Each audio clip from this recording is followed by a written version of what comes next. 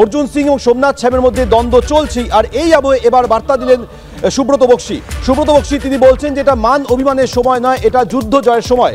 সুব্রত বক্সী তিনি বার্তা দিয়ে বলেছেন যে এটা মান অভিমানের সময় নয়, যুদ্ধ জয়ের সময়। এটা 23 পেরিয়ে 24, অর্জুন সিং এবং সোমনাথ শ্যামের মধ্যে যে দ্বন্দ্ব চলছে, এটা মান অভিমানের সময় নয়, এটা যুদ্ধ জয়ের সময়। নবীন প্রবীণ দ্বন্দ্বের মধ্যে এবার বার্তা সুব্রত বক্সীর। বাঁকুড়া জেলা নেতৃত্বের সঙ্গে বৈঠকে এবার বার্তা দিলেন সুব্রত বক্সী।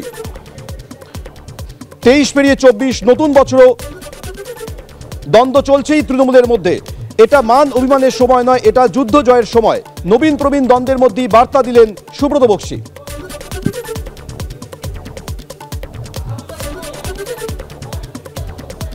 এই মুহূর্তে আমাদের প্রতিনিধি আশাবুল হোসেন আমাদের সঙ্গে টেলিফোন রয়েছে। আশাবুল, সুব্রত বক্সী যে বার্তা দিচ্ছেন, কি বলছেন তিনি?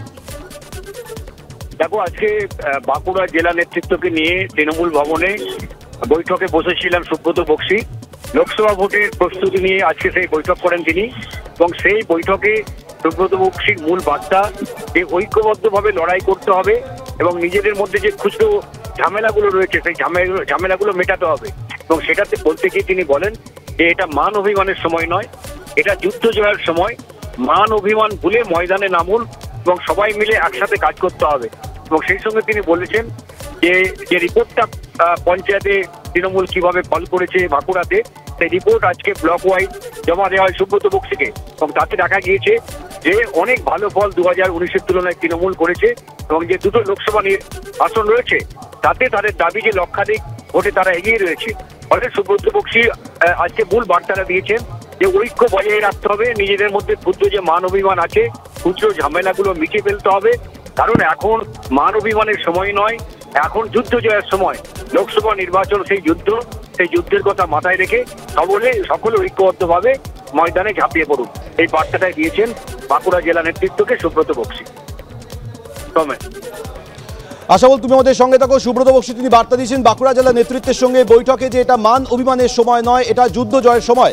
বাঁকুড়া জেলা নেতৃত্বের সঙ্গে বৈঠকে সুব্রত বক্সী এই বার্তা দিয়েছেন। নবীন প্রবীণ দ্বন্দ্বের মধ্যেই বার্তা দিলেন সুব্রত বক্সী।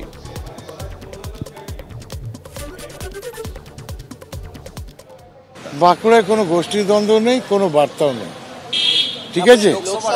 দলের ব্যাপারে আপনাদের কিছু বলা তো আমাদের কথা নয়, দলকে বলবো যা বলা। কিছুই না, আমাদের অরূপদা বলে দিলেন না লোক আমাদের দ্বন্দ্ব নেই, আমাদের দলের নির্দেশ যা বলবে সেভাবে আমরা কাজ করবো। মারাত্মক দারুণ। অর্জুন বাবু কি বলছেন, কোনটা দলের বিরুদ্ধে কোনটা দলের পক্ষে, এগুলো যদি না জেনে অর্জুন সিং এই ধরনের কথাবার্তা বলতে যান, তাহলে আগে উনি নিজের এলাকাটা সামলান, দলের ব্যাপারটা দলকে বুঝতে দিন। যখন ভোটের আগে বিজেপিতে চলে গিয়েছিলেন তখন তো দলের প্রতি দরদ ছিল না, তো সুতরাং যে দলটাকে ছেড়ে একবার গেছিলেন, ফিরে এসছেন, প্রায়শ্চিত্ত করুন, তার বেশি কথা বলতে যাবেন না।